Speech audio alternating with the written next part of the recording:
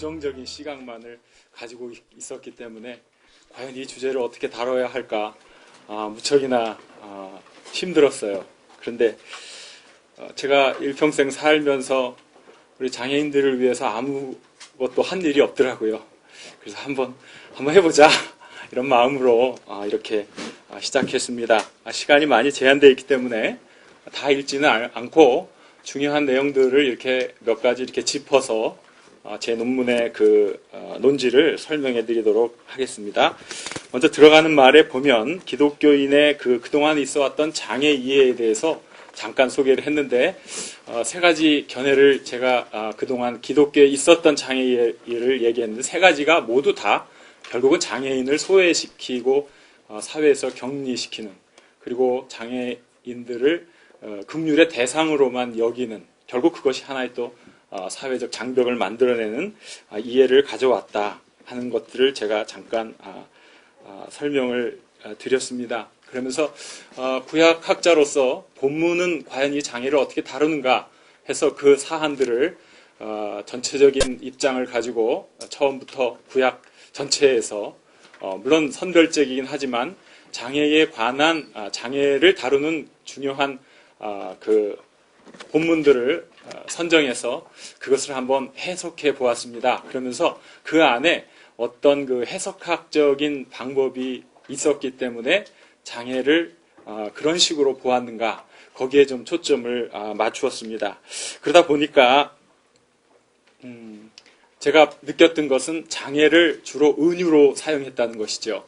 장애가 한 사람의 실존적인 아픔이나 고통, 그래서 장애를 갖고 있는 사람들이 얼마나 괴롭고 힘들까, 이런 것에 초점을 맞춘 것이 아니라 이 성서의 어떤 스토리를 전개해 나가고 그것이 하나의 신학적 내용으로 어떠한 중요한 이데올로기를 형성하는 데 있어서 이용되어진 은유였다는 사실을 발견하게 되었습니다. 그래서 만약에 그 은유라는 것을 다시 되짚어 본다면 이 장애 이해에 대해서 우리는 새로운 조망을 얻을 수 있지 않을까 하는 그런 입장에서 전체적인 본문을 분석해 보았습니다. 쉽게 얘기하면 우리는 그 은유를 어떤 추상적인 의미들을 전달하는 구체적인 방법으로 사용을 합니다. 우리는 누구나 다 은유를 사용하지요. 그것은 굉장히 강한 의미가 있습니다. 예를 들어서 매우 어려운 상황에 처한 사람이 넋두리처럼 언제 밤이 가고 새벽이 오려나 이렇게 중얼거렸다면 우리는 그가 단순히 밤이 빨리 가기를 바라는 것이 아니라 그가 겪고 있는 절망적인 상황, 어려운 상황이 빨리 끝나고 보다 좀 희망적인 상황이 펼쳐지기를 바란다는 것을 우리는 알 수 있죠. 그가 말한 밤은 암담한 상황을 말하는 것이고 그가 기다린 새벽은 희망의 상황일 것입니다. 바로 이것이 은유가 가지고 있는 것입니다. 그래서 이것은 문학적으로 대단히 유용한 기법이 됩니다. 그러나 이 은유는 어디까지나 비유법이지 그것이 현실 자체는 아니라는 것입니다. 같은 예로 또 어떤 사람에게 그 밤은 또 축복의 안식의 시간일 수도 있는 것이지요. 그래서 그 밤을 무조건 암담한 상황이라고, 새벽은 무조건 희망의 상황이라고만 볼 수는 없는 것입니다. 만약에 우리가 한 가지 사용된 이 은유를 가지고 그것을 현실화해버린다면 다른 모든 것들이 다 뒤틀려버리는 우를 범하게 되는 것입니다. 그래서 우리는 현실적인 것과 은유를 명확하게 구분해서 사용할 줄 알아야 할 것입니다. 성경에 나오는 장애 관련들을 세심히 살펴보면 그것을 기록한 저자들이 장애 자체에 관심을 갖고 있지 않다는 것을 발견하게 됩니다. 저로서는 되게 다행이더라고요. 장애를 다루려고 그랬던 게 아니라 그 성경의 스토리, 성경이 전개되는 그 내용을 통해서 어떤 중요한 사상을 전달해 주는 데 있어서 이용을 한다는 거죠. 은유적으로 이용을 한다는 것이죠. 그래서 대부분의 장애 관련 구절들은 장애인들이 삶의 고비마다 겪는 생생한 체험을 묘사하지 않습니다. 단지 저술 목적에 맞게 장애를 은유적으로 다룬 것을 보여줍니다. 즉 해당 본문의 저자들은 한 사람이나 가문 혹은 국가의 몰락이나 붕괴를 묘사하기 위해서 그들에게 생긴 육체적 장애를 언급하고 있습니다. 누군가에게 닥친 육체적 장애는 그의 몰락을 표현하는 은유 기법인 것입니다. 즉 몰락이나 패망이라는 추상적 개념을 전달하기 위해서 저자는 육체적 장애라는 구체적 실체를 제시한 것입니다. 이렇게 은유적 표지로 사용된 장애는 사람들의 의식 속에서 장애는 곧 몰락이나 패망이나 심판 등의 부정적 이미지와 동일시하게 됩니다. 이것이 문제입니다. 우리가 그렇게 쉽게 생각한다는 것이죠. 육체적 질병이 죄의 결과다. 그렇기 때문에 그가 잘못했든지 그의 조상이 잘못했다 하는 고정관념 속에 빠져든다면 이것은 크게 잘못된다는 것이죠. 그래서 저는 성경에 있는 이 본문들을 하나씩 살펴보면서 과연 장애를 어떻게 이용하고 있는지 그것을 한번 보았습니다.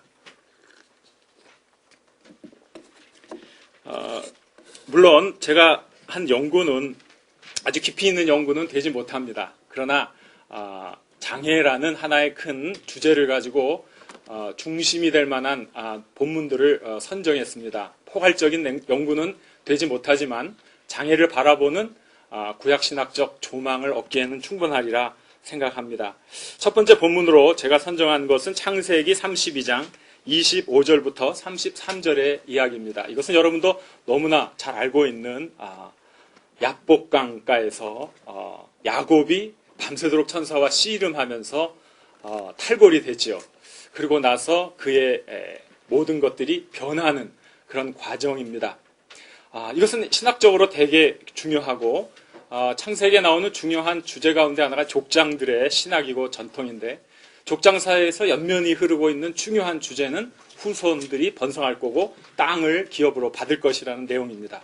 이 두 가지 주제는 너무나 소중하지요. 아무리 야곱이 형 에서에게 팥죽으로 장자권을 사고 아버지를 속여서 장자의 축복을 받았을지라도 그가 현재 바단 아람에 도피 생활을 하고 있는 동안은 축복의 계승자가 될 수 없는 것입니다. 왜냐하면 족장사에 흐르는 가장 중요한 주제 후손의 약속과 그 땅의 축복, 그 땅은 가나안 땅, 하나님이 젖과 꿀이 흐르는 땅이라고 했던 그 가나안 땅입니다. 그래서 그는 그 축복의 그것을 잇기 위해서는 반드시 가나안 땅으로 돌아와야 했던 것입니다. 20년의 망명 생활을 마치고 그가 돌아오는 과정 속에서 여전히 형과의 그 해결하지 못한 문제 때문에 고민하던 그 마지막 밤, 그는 밤새도록 천사와 씨름하는 내용이 나옵니다. 그런데 바로 이 사건 속에서 야곱은 환도뼈가 탈골됩니다. 축복을 요구합니다. 그런데 그 사람은, 그 천사는 그에게 축복 대신 새로운 이름을 줍니다. 그것이 이제 야곱이 아니라 이스라엘이라고 하라.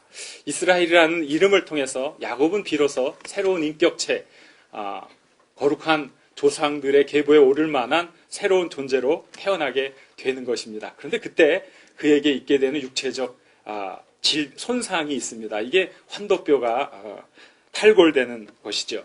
물론 학자들은 이것이 일시적인 현상이었을 것이다.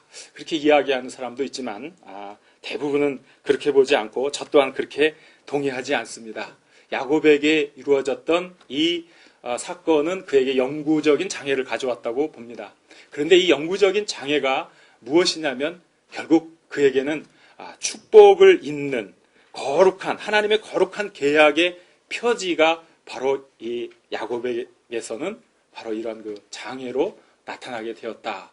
결국 우리가 장애를 어떻게 볼 것인가 하는 문제에 있어서 장애가 하나님의 거룩한 약속을 이어주는 축복의 표지임을 우리가 바라볼 수 있다면 이것은 대단히 놀라운 신학적인 조망이요 새로운 통찰이라고 생각합니다. 이것은 여전히 중요한 사건입니다. 그리고 그 후손들도 그 환돌뼈 힘줄을 먹지 않았다고 함으로써 야곱이 체험했던 그 하나님 체험을 계속 자기들이 재현하면서 자기들이 그 사건 속에 동일화시키면서 그 사건들을 계속 이어갔다는 것을 우리는 생각해 볼 수 있는 것입니다. 따라서 야곱이 야복나루에서 얻은 장애는 거룩한 조상들이 하나님과 맺었던 계약을 증거하는 표지입니다. 야곱 생애 내내 그 장애는 하나님의 축복을 기억하게 하는 흔적이 되었고 야곱 이후에는 환도뼈 큰 힘줄을 먹지 않는 풍습을 통해서 그 후손들이 하나님의 축복을 기억하게 된 것입니다. 야곱과 그 후손들에게 이 장애는 하나님과의 거룩한 계약의 표지요, 오래도록 기억될 수 있는 축복의 증거인 셈입니다. 두 번째 제가 선정한 본문은 출애굽기 4장 11절과 이사야 45장 9절부터 13절입니다. 이것은 이제 출애굽기 4장 11절에 여호와께서 그에게 이르시되 누가 사람의 입을 지었느냐, 누가 벙어리나 귀머거리나 눈 밝은 자나 소경이 되게 하였느냐, 나 여호와가 아니뇨 말씀합니다. 이 본문은 압제받는 이스라엘 백성들을 출애굽시키라는 하나님의 명령을 마다하는 모세에게 하나님께서 준엄히 꾸짖으면서 주신 말씀입니다. 그렇기 때문에 이 말씀은 결국 하나님의 절대성을 나타내 주는 것이고요, 피조물에 대한 창조주 하나님의 절대 주권이 여기 나타나 있는 것이죠.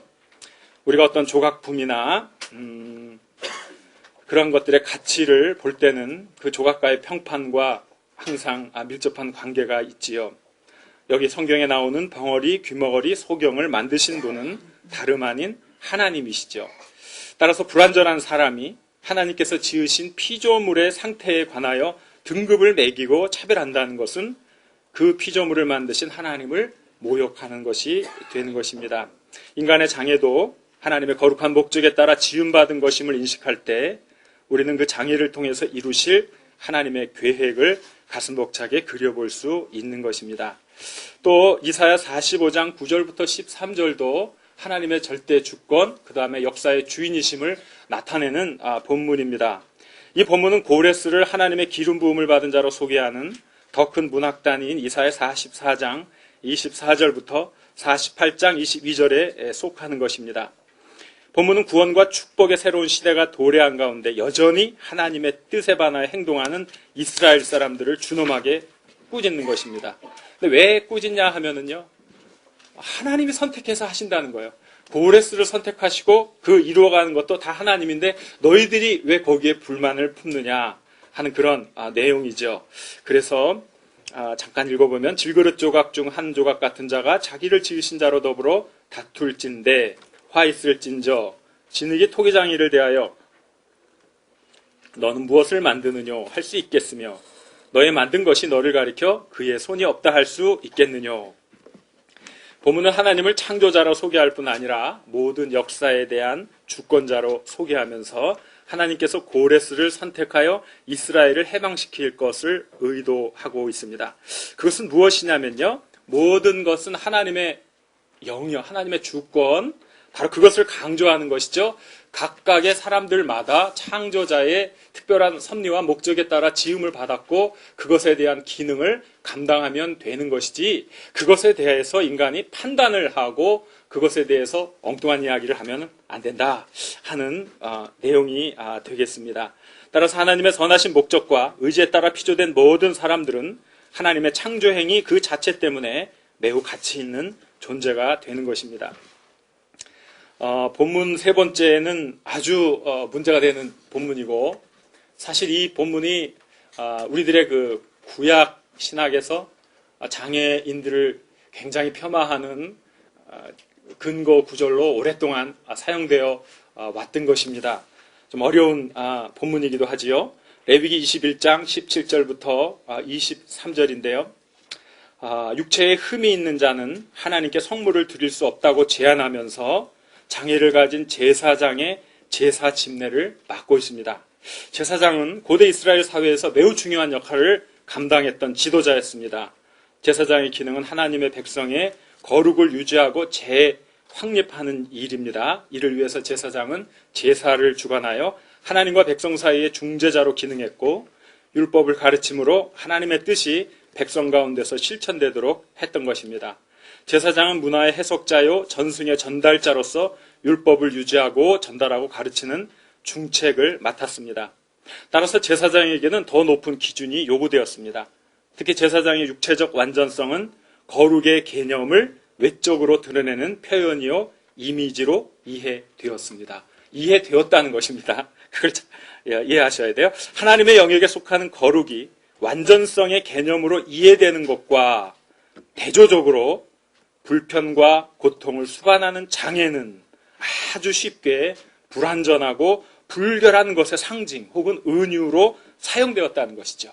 그러니까 장애 자체를 폄하하기 위해서가 아니라 하나님 앞에 나가는 제사장은 거룩하다 하는 것을 강조해야 되니까 우리가 그 장애를 거기에 상극되는 개념으로 쉽게 가시적으로 받아들이고 이해할 수 있게 하기 위해서 그 대치점에 장애라는 것을 놓았고, 장애를 가진 자가 이 성전에서 제사장의 역할을 감당하지 못하게 제한하는 일을 했다는 거죠. 그러니까 장애 자체를 의미하는 것이 아니라 그 사람들은 거룩의 대치 개념으로 장애를 사용했다는, 그러니까 이것 자체가 곧 은유적 사용이라는 것을 우리가 알아야 된다는 거지요.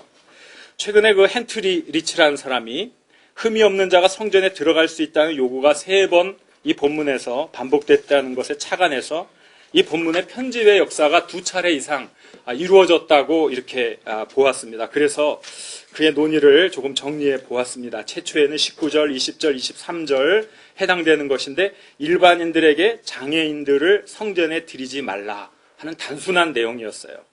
그러니까 이것은 그냥 장애 있는 분들을 들이지 말라는 내용이었어요. 그런데 여기에다가 그 다음에 편집이 더해진다는 거예요. 장애인의 성전 출입 불가 주제에서 장애인 제사장의 제사 금지 주제로 확정되는 거예요. 거기다가 마지막에는 더 확장이 되어서 제사장 규정을 장애인 제사장의 성전 접근 금지까지 확정시킨다는 것이죠. 점점 더 거룩을 강조해야 하니까 점점 더 상극이 되는 개념으로 이 저자가, 성서의 저자가 선택한 장애라는 개념을 점점 더 어렵고 힘든 쪽으로 제한하기 시작했다는 것이죠. 그래서 그 마지막에 3번째 편집층에는 아론에게 고하여 이르라, 물은 너의 대대 자손 중 육체에 흠이 있는 자는 그 하나님의 식물을 드리려고 가까이 오지 못할 것이라. 물은 흠이 있는 자는 가까이 못할지니 곧 소경이나 절뚝발이나 코가 불완전한 자나 지체가 더한 자나 제사장 아론의 자손 중에 흠이 있는 자는 나와 여호와의 화제를 드리지 못할지니 이와 같이 그가 나의 성소를 더럽히지 못할 것은 나는 그들을 거룩하게 하는 여호와임이니라. 이것은 굉장히 강화된 편집층이라는 거죠. 그래서 우리가 이런 것들을 본다면은 여기서 이 편집자의 어떤 신학적 의도가 있다는 것을 우리가 볼 수가 있죠. 그래서 의도적으로 편집자가 육체적 장애가 함의하는, 그러니까 육체적 장애에서 어떻게 그 사람들이 추출해낸 어떤 의미들을 불완전과 불결로 이렇게 자꾸 끌어들이는 거예요. 그래서 이 불완전과 불결을 거룩과 상징되는 제사행위, 제사장, 예배 이런 이미지하고 자꾸 대치를 시키면서 의도적으로 이것들을 멀리함으로써 성전 제사의 거룩성을 강화하려고 했다 하는 것을 우리는 알 수가 있습니다. 만약 성서의 저자나 편집자들이 장애를 불결이나 죄 혹은 징벌이나 불완전을 함의하는 은유로 보지 않고 육체적 장애를 단지 실존론적인 아픔이나 고통으로 보았다면 또 성전의 거룩성을 유지할 목적으로 장애인을 배제하지는 않았을 것입니다. 한 걸음 더 나아가 그들이 육체적 장애를 하나님의 선하시고 거룩한 뜻을 이루어가는 과정 가운데 있는 귀중한 요소로 보았다면 본문이 보여주는 편집 역사와는 정반대의 결과를 산출했을 것이 분명하다고 저는 생각합니다. 본문 4번째는 제가 신명기 사가에서 2가지를 잡아보았는데요. 신명기 사가는 소위 신명기 사가입니다.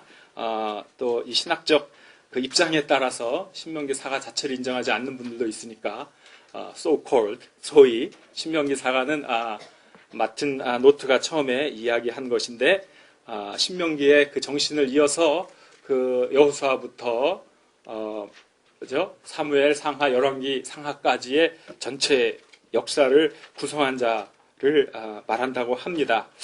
여기서 이스라엘의 역사가 이 하나의 관점으로 기록되고 있는데 여기서 2가지 본문을 뽑아 보았습니다. 그것도 다 장애와 관계된 본문입니다. 하나는 사무엘하 4장 4절 5장에 나오는 무비보셋에 관한 내용이고요. 또 하나는 6장 23절에 미갈, 다윗의 아내 사울의 딸 미갈이 무자했다 하는 이 두 가지가 장애와 관련된 내용이라는 것을 우리는 알 수 있습니다. 아무래도 이 신명기 사가는 신명기적 이상을 기준으로 역사적 사실을 평가합니다. 모세의 죽음을 다루는 신명기 34장 7절에서 모세가 죽을 때 나이가 120세인데 그 눈이 흐리지 아니하였고 기력이 쇠하지 아니하였더라 하면서 하나님의 은총 아래 살았던 고대의 이상적 인물을 소개합니다. 바로 이러한 것들을 이상적 인물의 표상으로 사용을 했기 때문에 그와 대치적인 육체적 장애를 가진 자를 몰락이나 패망의 표상으로 사용한 것을 우리는 이 사무엘하 4장 4절 무비보셋 이야기와 6장 23절의 미갈의 이야기에서 확인해 볼 수 있습니다. 사무엘 상하에서 사울 가문과 다윗 가문 사이의 권력 투쟁이 묘사됩니다. 저자는 장애 이미지를 사용하여 사울 가문의 몰락과 다윗의 권력 공고화를 묘사하고 있습니다. 장애 이미지가 권력의 이동을 드러내는 수단으로 사용된 것입니다. 그러니까 장애를 통해서 이 저자는 사울 가문의 몰락, 그것을 계속 은연중에 나타내주고 있는 것이죠. 그것을 우리는 사울의 아들 요나단 무비보셋이라는 절름발이 아들을 통해서 알 수가 있습니다. 거기 사무엘하 4장 4절에 무비보셋이 나오는데 사무엘하 4장을 보면 절대로 문맥과 어울리지 않는 내용입니다. 이 사무엘하 4장의 내용과는 무비보셋이 어울리지 않는데 갑자기 무비보셋에 대한 이야기가 거기 들어간 것이죠. 왜 그랬을까? 이것을 이제 많은 사람들은 신명기적 삽입으로 보고 있습니다. 왜 신명기 사가는 이런 삽입을 했을까요? 사울의 아들 이스보셋이 암살되는 문맥 가운데 요나단의 아들 무비보셋에 관한 간략한 정보를 삽입함으로써 사울 가문의 몰락을 암시하고 있는 것입니다. 절름발이라는 육체적 장애를 가진 무비보셋은 처음부터 왕권에 아무런 위협이 되지 않는 인물이었다는 거죠. 그것은 고대인들이 자기들이 왕으로 이상적인 인물로 추종할 만한 것을 가지고 있지 않았다는 것이죠. 따라서 이스보셋의 암살과 무비보셋의 장애는 다윗의 왕권에 대한 위협적인 경쟁자들이 사라졌음을 의미하는 것입니다. 이런 문맥에서 보면 사무엘하 9장에 묘사된 다윗의 행동에 대한 이해문이 열립니다. 다윗이 무비보셋을 멸족되어야 할 사울 가문의 운명에서 예외적으로 구원해주고 은혜를 베풀어 준 것은 요나단과의 우정에 기인한 점도 있지만 장애인은 지도자적 자격을 결여하고 있기에 더 이상 위협적인 대상이 될 수 없다는 당시 고대인의 사고에도 그 원인이 있다고 할 수 있습니다. 전혀 왕권을 경쟁할 만한 인물이 되지 못한다고 생각한 것이죠. 또 하나는 미갈입니다. 미갈은 다윗과 처음에 결혼을 했다가 이제 또 다른 사람의 아내가 되었다가 다윗이 왕으로 등극한 다음에 다시 미갈을 데려오게 합니다. 물론 정치적 의도가 있었고 베냐민 지파와 북쪽 지파들의 그런 그 호응을 얻어야 했겠죠. 국가적인 내분을 수습하고 왕권을 공고히 하기 위해서는 사울 세력들, 사울의 지지자들의 세력도 결집할 필요가 있었을 것입니다. 사울이 그 미갈을 발디에게 아내로 주었지만 다윗은 그 아내를 다시 데려오기를 원합니다. 그런데 다윗이 이제 법궤를 예루살렘 성으로 옮겨오는 과정 중에서 다윗이 기쁨으로 춤을 추었을 때 미갈이 업신여기는 그런 행위를 했죠. 바로 그때 이제는 그 무자할 것이다 하는 그런 그 이야기를 받게 됩니다. 이러한 것들을 계기로 미갈은 버려진 여인처럼 살아야 합니다. 근데 미갈의 불임은 정치적으로, 현실적으로 사울 가문에서 나올 후계자의 가능성을 제거하고 사울 가문으로부터 다윗의 핏줄을 분리하는 것입니다. 따라서 사무엘하 6장 23절은 사울의 가문은 몰락하고 다윗의 권력이 더욱 공고해짐을 드러내는 역할을 하는 것입니다. 한 걸음 더 나아가 미갈의 불임은 거기서 머물지 않습니다. 우리는 성경이나 고대 근동 자료들 그리고 초기 랍비 자료들로부터 불임이 장애나 병으로 취급되었던 것을 확인할 수 있습니다. 결국 이것은 무엇일까요? 이러한 것들을 통해서 사울에게 후계자가 없다는 실제적 사실을 밝힘과 더불어 사울 가문의 사람들은 장애를 가진 자로 국가 권력에 도전할 자격이 없다는 판단을 은연중에 심어놓는 역할을 한 것입니다. 결론적으로 신명기 사가는 장애를 개인의 현실로 본 것이 아니라 국가 리더십의 전환 과정을 설명하기 위한 은유로 사용한 것입니다.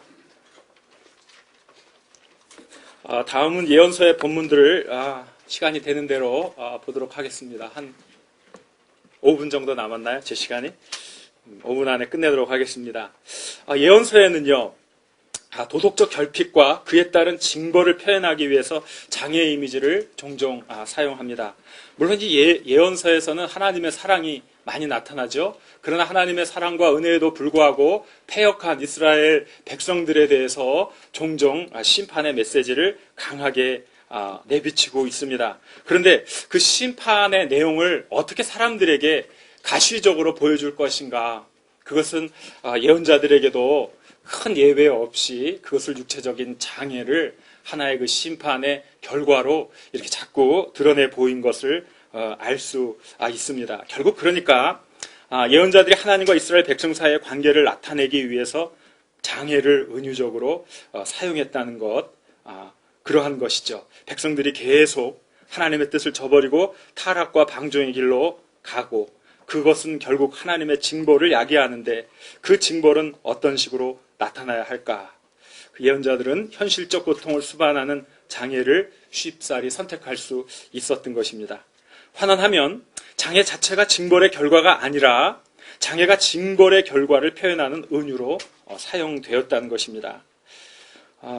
또 이런 본문들은 이 은유의 장애들, 여기 사용된 은유의 장애들은 이스라엘 백성들이 다시 하나님께로 돌아오게 촉진시키는 하나님의 간절한 호소를 더욱 증폭시키기 위해서 사용된 가시제 기제였다는 것을 우리가 기억하는 것이 중요할 것 같습니다. 또 하나님의 치유 행위를 본문 6 보면 예레미야, 에스겔에 있는 내용들은 하나님의 치유 능력이 얼마나 대단한가 강조하기 위해서는 그 사람의 상태가 더욱 치열할수록 역으로 하나님의 치유의 능력이 더 멋지게 드러나는 거죠. 그래서 더 강한 은유들을 사용하는 것을 우리가 볼 수 있습니다. 그래서 그런 것들을 쭉 제 논문을 읽어보시면 내용이 나올 수 있고요. 마지막으로 제가 선택한 본문은 여러분도 잘 알고 있는 이사야 52장 13절부터 53장 12절까지에 있는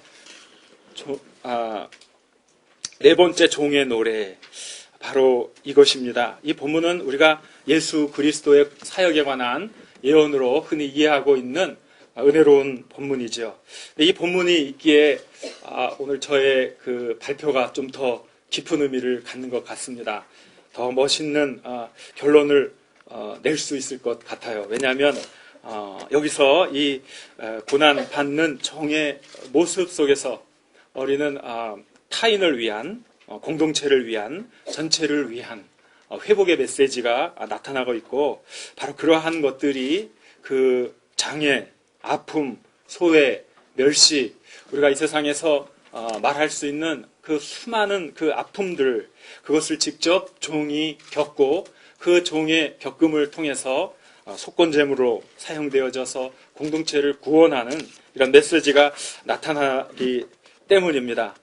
이 모습은 우리들이 너무나 잘 알고 또 교회에서도 많은 설교를 통해서 여러분들이 많이 듣고 익숙한 본문일 것 같아서 특별한 설명을 더하지는 않겠습니다. 그러나 바로 그 아픔과 고통, 그리고 그 장애를 짊어지고 죽어가는, 처참히 죽어가는 그 모습을 통해서 그 패망되어가는 한 공동체에게 새로운 미래가 열렸다, 우리에게 구원의 길이 열렸다 하는 것은 장애가 공동체 전체를 위한 고난, 그것을 통해서 공동체를 회복시키는 아름다운 소재로 사용되어질 수 있다는 하나의 해석학적 전망을 내놓을 수 있을 것 같습니다. 자세한 내용은 제 논문을 참고하시면 될 것 같습니다. 감사합니다.